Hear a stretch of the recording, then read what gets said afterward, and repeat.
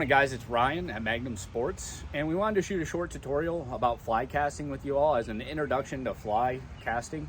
Fly fishing is becoming super popular in the area, not only for those iconic fish such as, trout, steelhead, salmon, but we're seeing a ton of people go after panfish, having a blast with that. A lot of people on kayaks going after smallmouth, especially here in the Greenville area on the Flat River. Great smallmouth water. And it adds a whole new dynamic to the sport of fishing. But fly casting is where people usually get hung up. They see a ton of videos that people make it look easy, but then they go out and they get super frustrated when they're trying to do exactly what's being done on video. So I want to shoot a short video with you all showing you guys some of the things you can do in the house, around the house, or even when you get your first fly rod, to practice without getting too far ahead of yourself and really honing in on the basic principles of casting your fly rod. So, all right, so now I got my pup out here joining me, Daisy May, and I want to talk to you guys first and foremost about holding your rod and what that looks like. This is not your traditional rod and reel setup where you're constantly dragging fish in on the reel. You'll do a lot more with your line than you will your reel. I would argue, we look at the two parts of our rod reel combination. The more important and more expensive piece that you should get into is the rod itself. You guys want a good action. You want to be able to launch some bugs and do those things, but the reel is fairly unimportant. Now you can get into some really expensive, nice, large arbor reels, but this is like my very first fly rod. And I love this thing. It's always a backup in my truck at any given point. It's not a super expensive setup, but it is a really good backup. And guys, this rod was provided to me through Project Healing Waters, but it is a Temple Fork Outfitter rig. This is their NXT series. It's their base model. And I've been fly fishing for a long time and I still really love this setup. It works well. When we're talking panfish and introduction to fly fishing, always keep in mind a 5-weight is kind of ideal, maybe a 6-weight if you're just targeting some of those larger species such as bass. But this pretty much covers everything I needed to cover for the local waters right around here. Just not huge fish, not super small fish. It's right in the middle. To start, when you first get your fly rod and your reel with your line and all this stuff, it's not a bad idea to go one line weight heavier than what the rod is specified for. And it just helps you and aids you in your starting, when you're getting going in your casting, that extra weight in the line, you'll be able to feel, the rod load a little heavier, and you'll find a rhythm a lot faster that way. So keep that in mind. So I have a 5-weight rod.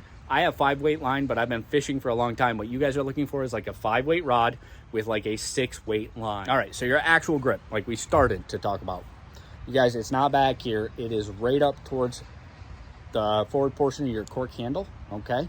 The rod sits, or the reel, sits just behind your hand. When you're casting, when we first start, a lot of what we do when we start stripping and dealing with fish, we want to have our line pinched just like this here with this finger. This finger is super important to the way we move our rod and the way it kind of all flows together. Now, when we learn how to double haul and that stuff, we'll be here. But you got to remember, you got to quickly be able to get that line pinched back under that finger, whether you're doing a float, a drift, whatever the case may be. You want to be able to provide tension in the rod for when you set that hook, okay?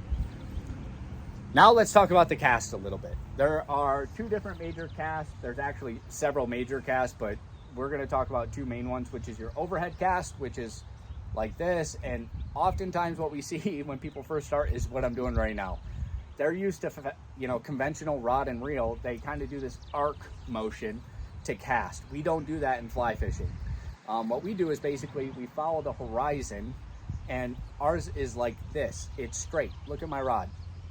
There's a little bit of play in it, but I'm feeling the load of the rod, and I'm not arcing anything. I'm just simply pushing. It's like a push. This is fly fishing right here, right?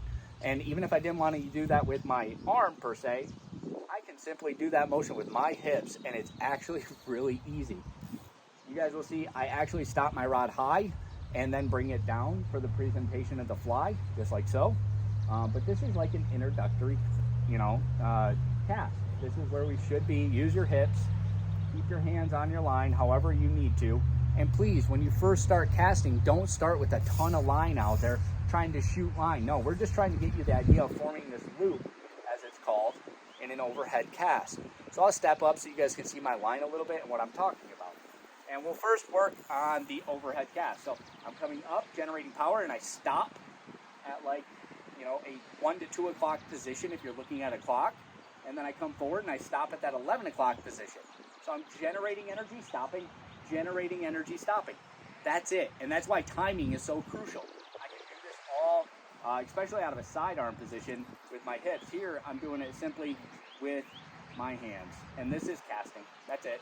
I place the fly where I want it, and I'm good. Now, also bear in mind, you guys do not, you want that line to completely unravel behind you before you come forward. You're not, it's all about timing.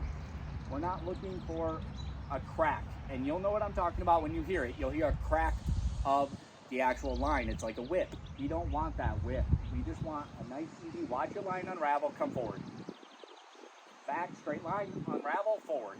It's all timing. Back, unravel, forward. And you'll feel that little tug once you become proficient in casting. Now, when you guys practice, do it in grass. Do not do it on concrete, cement, or anything like that, because you'll chew up your fly line, and this stuff is not cheap, okay? In the grass, you can kind of repair it, and you can keep using that fly line on the water. If you got a pond to learn in, or, you know, go down to the water and try to learn it, great. You guys will notice your casting will be a lot easier in water because of the friction caused on the line. It helps you load your rod. So other things we can do at the house, guys, we can do these motions in the house with a towel, and that's before you even, you know, buy a fly rod. That's a good way to practice. We just take like a dish towel, and I want you guys to see the cast. It's not a cast, right? It is this. This is my casting motion. Unravel, forward. Back cast, unravel, forward. And we're talking about that fly line completely coming out and extending before we come into that forward progression. Unravel, forward. A little bit of wrist motion never hurt, but if you want to keep it perfectly straight, you can, just like this. I give it the wrist motion because at the end of my cast, I stop here, but then I allow my rod tip to go down lower, okay? So it should look like this. Back, unravel, forward, stop, down, all right? And again, to see it with the fly rod, it's here, generate, forward, stop, down. Here, generate, forward, stop, down. I'm drawing this straight line right here, right? Down. Straight back, forward, down. So hopefully this is helpful to you guys. We want to put out a ton more videos like this.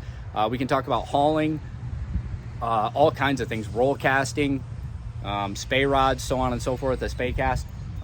We're happy to do that for you guys. And if you want to stop into the shop and just say, hey, is Ryan around? I would be happy to come out of my little office in the back and talk with you and literally go out to the yard we have here at Magnum Sports and help you guys establish a cast that you can use to be productive on the water. Give it a day. Give it a half a day and just go to the water and try it. What's the worst thing that's going to happen? You're out in God's creation and having a great time either way, whether you're catching fish or not. So you guys remember, always shoot straight, have fun, stay safe, and we look forward to seeing you on the water.